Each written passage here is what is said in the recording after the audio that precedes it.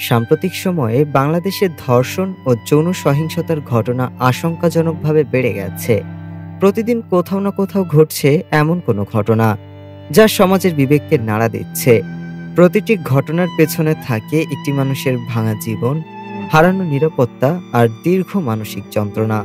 বিশেষজ্ঞদের মতে শাস্তির দীর্ঘসূত্রিতা, সামাজিক নীরবতা এবং নারীর প্রতি অসম্মানজনক মানসিকতা এই পরিস্থিতিকে আরো জটিল করে তুলছে। অনেক ক্ষেত্রেই অপরাধীরা পার পেয়ে যায় প্রভাব, ভয় বা সামাজিক চাপে। ভুক্তভোগীরা অনেক সময় অভিযোগ জানাতে সাহস পান না, কারণ তাদের উপরই সমাজের চোখে প্রশ্নচিহ্ন জেগে ওঠে। ফলে ন্যায় বিচারের আশা অনেকের কাছে অধরা থেকে যায়।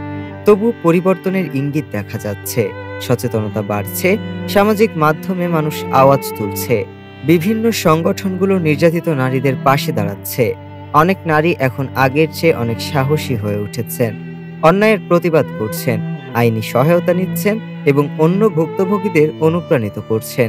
সমাজবিজ্ঞানীরা মনে করেন, কেবল আইনি ব্যবস্থা নয়, প্রয়োজন মানসিকতা ও মূল্যবোধের পরিবর্তন। পরিবার ও শিক্ষা প্রতিষ্ঠান থেকে শেখাতে হবে পারস্পরিক সম্মান, সহমর্মিতা এবং মানবিকতা। প্রতিটি ঘটনার পেছনে লুকিয়ে থাকা কষ্টের গল্পগুলো আমাদের মনে করিয়ে দেয়, এই নীরবতা ভাঙতে হবে, অন্যায়ের বিরুদ্ধে দাঁড়াতে হবে। একদিন হয়তো এমন একটি সমাজ গড়ে উঠবে যেখানে নারীর নিরাপত্তা আর সম্মান হবে তার মৌলিক অধিকার, কোনো সংগ্রামের বিষয় নয়। ডেস্ক রিপোর্ট, আজ বার্তা।